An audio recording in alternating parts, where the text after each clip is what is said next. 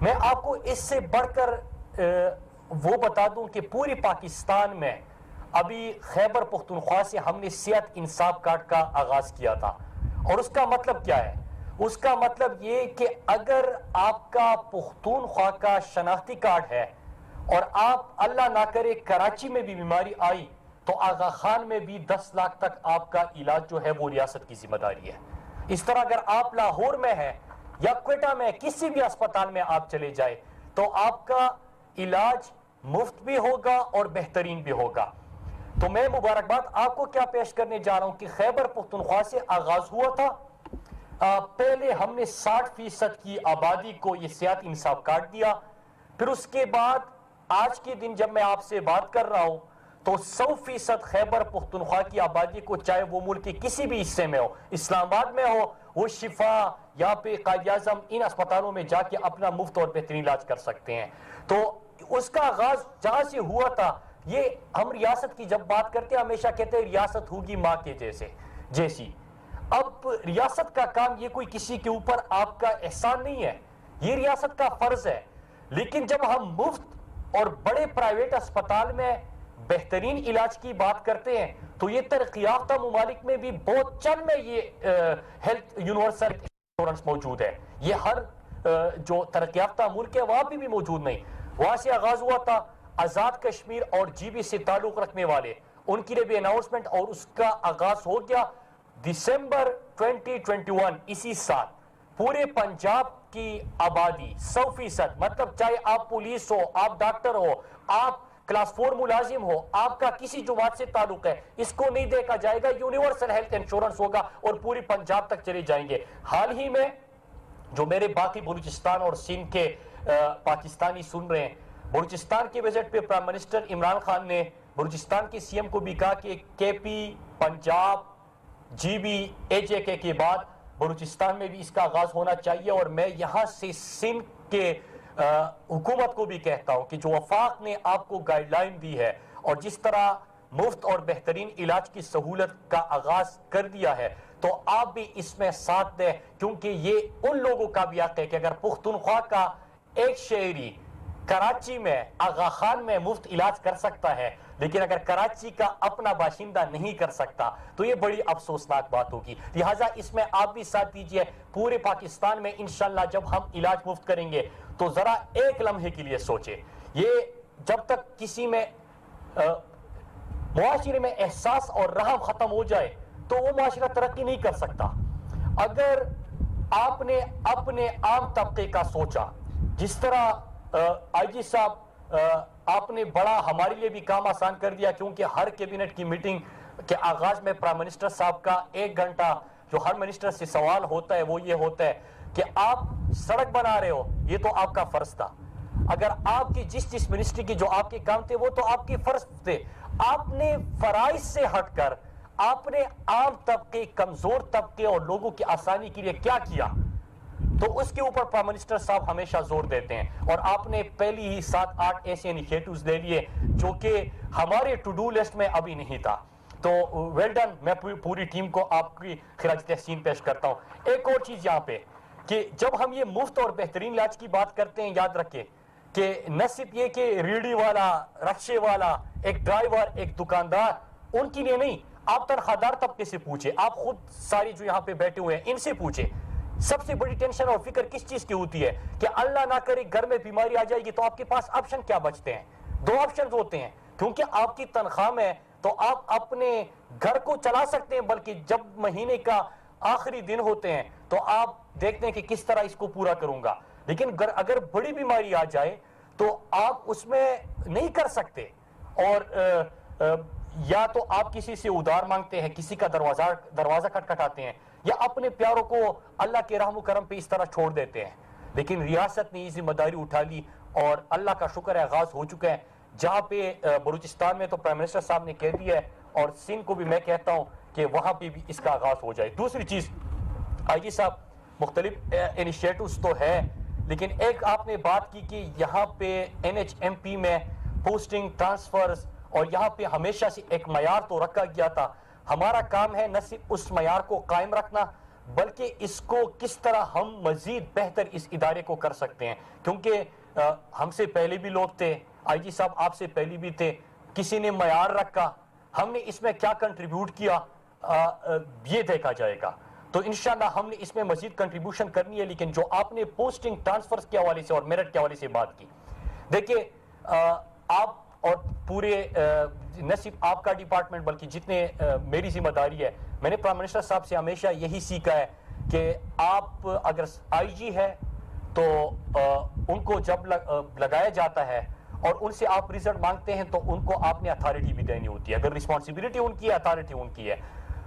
ہم نے تو کبھی انٹرفیئر نہیں کیا اور آپ نے بھی سب کو یہی آزادی دی ہے، لیکن میرٹ سے کیا بہتری آتی ہے وہ قوم دیکھ رہی ہے کہ این ایچ ایم پی میں میرٹ تھا اور میں سندھ میں ایک پٹیشن ہوا تھا، یہ نہیں ہے کہ میں کوئی پولیٹیکل گفتگو کر رہا ہوں، میں اس کے اوپر بات کر رہا ہوں کہ کوئی پٹیشن تھا اور اس میں یہ تھا کہ ہزاروں کرمنلز بھرتی کیے گئے تھے، اور جے آئی ٹی عزیر بلوچ کی میں پڑھ رہا تھا تو اس میں تھا کہ تھانے بکتے تھے۔ آپ نے ایس ایچ او کی بات کی نا کہ ایس ایچ او سب سے عام پوسٹ ہوتی ہے، تو تھانے بکتے تھے۔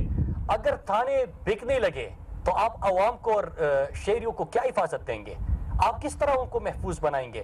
اگر آپ ہزاروں کرمنلز بھرتی کر دیں اور میرٹ پہ آپ کی بھرتیاں نہ ہو تو آپ وہاں پہ معاشرہ تو ایک انسانی معاشرت ہی نہیں، وہ تو جنگل جیسا قانون بن جائے گا۔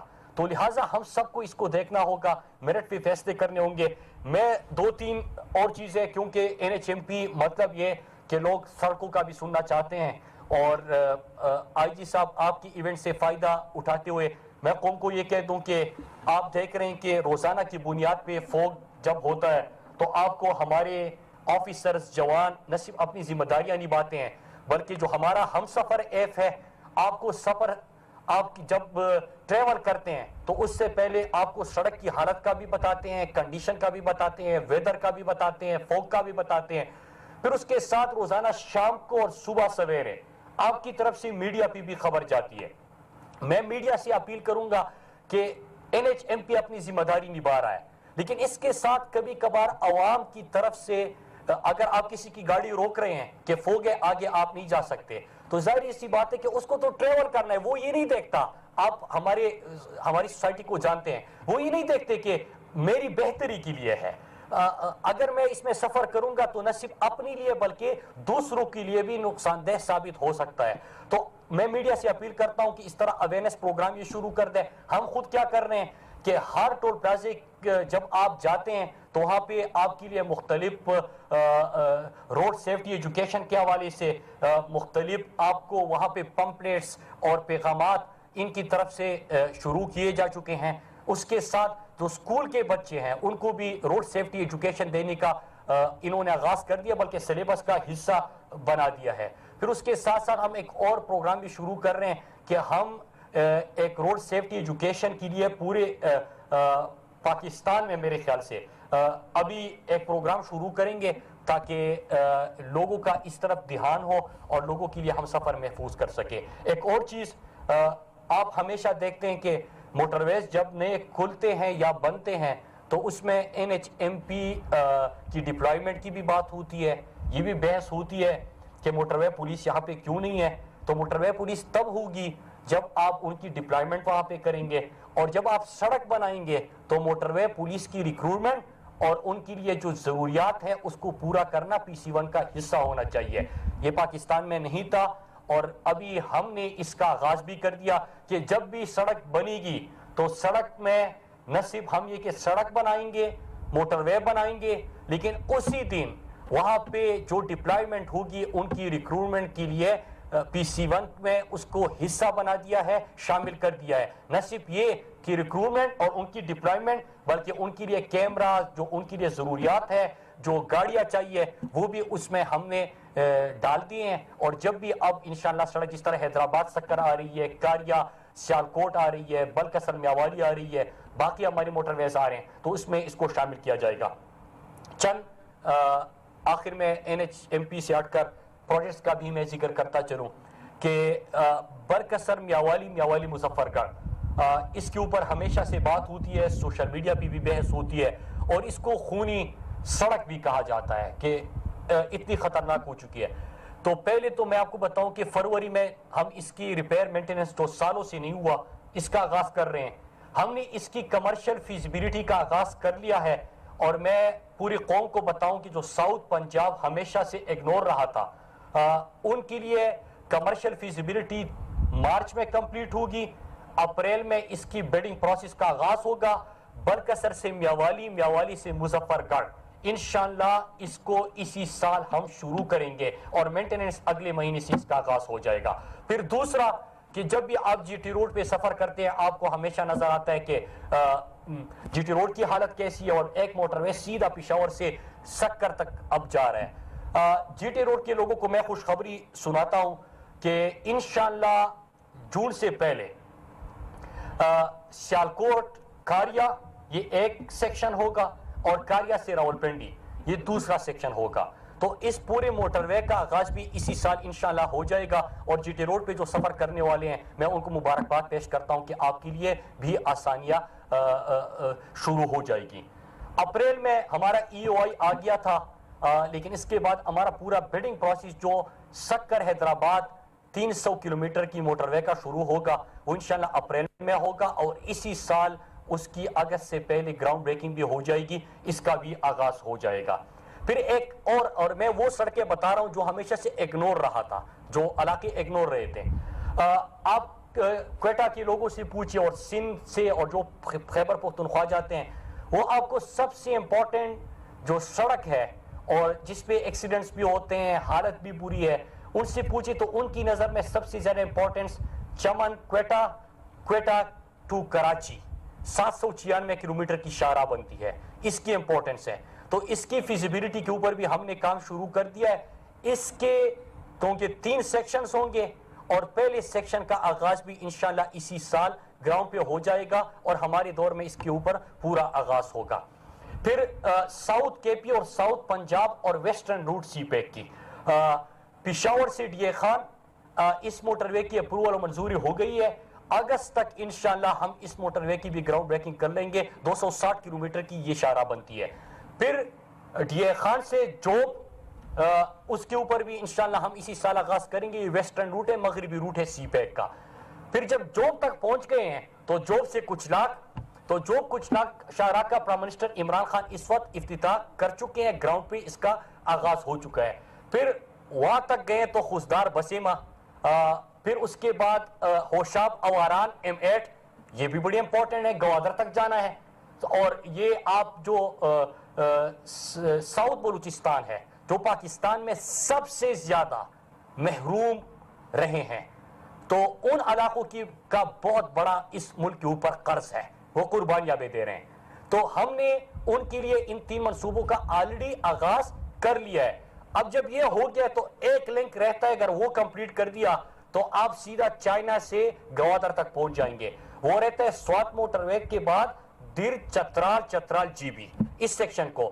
تو میں آپ کو مبارکباد پیش کرتا ہوں کہ سوات موٹر وے مکمل ہو گیا, سی پیک کا حصہ بن گیا. اب اس کا دوسرا سیکشن اپریل میں آغاز ہو رہا ہے, اور اس کے ساتھ اگست تک در موٹر وے کا بھی آغاز ہو رہا ہے, اور شندور کی شاہراہ کا بھی مارچ میں پرائم منسٹر عمران خان صاحب افتتاح کرنے جا رہے ہیں. تو چائنا سے گوادر تک جو آپ کے محروم اور پسماندہ علاقے تھے سی پیک میں, ان کو نہ صرف شامل کیا گیا بلکہ اس ترقی کے ثمرات ان علاقوں تک بھی پہنچیں گے. میں بلوچستان کے لوگ south Punjab Muzaffargarh, D A Khan, D G Khan, بلکسن, میاوالی مظفر گڑھ یہ بھی ہو گیا. تو یہ تمام شاہراہ یہ وہ علاقے ہیں کہ ہمیشہ سے محروم رہے تھے, اور ہم نے اس کو شامل کر دیا. ایک اور چیز یہاں پہ میں, آپ نے آئی جی کلیم امام صاحب کو سنا, ہمیشہ بڑی خوبصورت گفتگو کرتے ہیں اور کام بھی اسی انداز سے اور اتنا ہی بہترین کرتے ہیں, اور ان کی پوری ٹیم جو ہمارے آفیسرز یہاں پہ بیٹھے ہیں انہوں نے بات کی. لیکن جب بھی ہم ان انیشیٹوز کی بات کرتے ہیں, میں ہر جگہ پہ کہتا ہوں, ہمیں جواب میں ایک ہی چیز کہی جاتی ہے, ہم نے سڑک بنائی تھی. ہم کہتے ہیں کہ ہم نے احساس پروگرام, مفت علاج, باہر پاکستان کی بہتر نمائندگی, بڑے بڑے انیشیٹوز, 3 ڈیموں کے اوپر کام شروع کر دیا. یہ تمام چیزیں کہنے کے بعد ایک ہی جواب آتا ہے, وہ سڑک بنا رہے تھے. سڑکیں ہم 300% زیادہ بنا رہے, جو میں نے آپ کے سامنے کہا. اس وقت جو ہم ایگزیکیوٹ کر چکے ہیں وہ 52% زیادہ کر چکے ہیں اپنے پہلے 2 سالوں میں, اور جو انشاءاللہ ہم اسی سال شروع کر چکے ہیں یا کر لیں گے 6147 کلومیٹر، مطلب یہ کہ پچھلے 10 سال میں جتنی سڑکیں بنی تھی اس سے بھی 2-3 گنا زیادہ سڑکیں انشاءاللہ ہمارے وقت میں بنی گی. تو میں آپ سب کو مبارکباد پیش کرتا ہوں. اور ایک اور چیز میں یہاں پہ کہوں کہ ہم صرف سڑکوں کے اوپر پیسے نہیں لگا رہے. جو ویژن کی آج صاحب نے بات کی، ہمارا ویژن یہ ہے کہ انشاءاللہ NHA، ہمیشہ سے کہا جاتا تھا کہ NHA کو بس پیسے دو اور فنڈز آتے تھے، سڑکیں بنتی تھی، بات ختم. ہم نے سب سے پہلے یہاں پہ اکاؤنٹیبلٹی کی، 20 بلین کی ہم نے ریکوری کی. نمبر 2، ہم نے یہاں پہ ٹرانسپیرنسی اور ٹرانسپیرنٹ سسٹم دینے کے لیے ہم نے ای بلنگ اور ای ٹینڈرنگ کا آغاز کر دیا. مطلب یہ کہ جتنا ہم انسانی اس میں عمل دخل کم کر سکتے ہیں وہ ہم نے اس کی کوشش کی. پہلی ای بلنگ کا آغاز ہم نے حقلڑی خان سے کیا تھا. ایک اور چیز اس کے ساتھ ویژن یہ ہے کہ انشاءاللہ پہلے دن ہم نے قوم سے وعدہ کیا تھا کہ ہم جب چھوڑ کے جائیں گے 5 سال تو اس میں 100 بلین تک ہم اپنا سال کا ریونیو لے کے جائیں گے. میں آپ کو یہ بتاؤں کہ ہم پہلے 2 سال میں جو ہم نے اپنا ریونیو جہاں سے آغاز کیا تھا ہم نے 50 بلین اس میں انکریز کیا ہے، 50 ارب انکریز کیا ہے. اور میں آپ کو یہ بھی بتاؤں کہ جو 2 موٹر ویز کے اوپر ٹول ٹیکس بڑھا ہے وہ 20 سال کا پچھلی حکومت کا ایگریمنٹ ہے. ہمارے 117 ٹول پلازے ہیں NHA کے، ایک ٹول پلازے پہ 1 روپیہ کا ہم نے ٹول ٹیکس نہیں بڑھایا. صرف ایک کام کیا ہے، ٹرانسپیرنسی دی ہے. دوسرا کام کیا، اپنے شاہراہوں کی رائٹ آف وے کے لیے GIS میپنگ کی. ہمیں پتہ ہے کہ ہماری شاہراہ کی رائٹ آف وے پہ کتنی کمرشل ایکٹیویٹی ہو رہی ہے. ہمیں پتہ ہے کہ وہاں پہ کون کون سی ایکٹیویٹی کہاں سے ریونیو آنا تھا وہ نہیں آ رہا.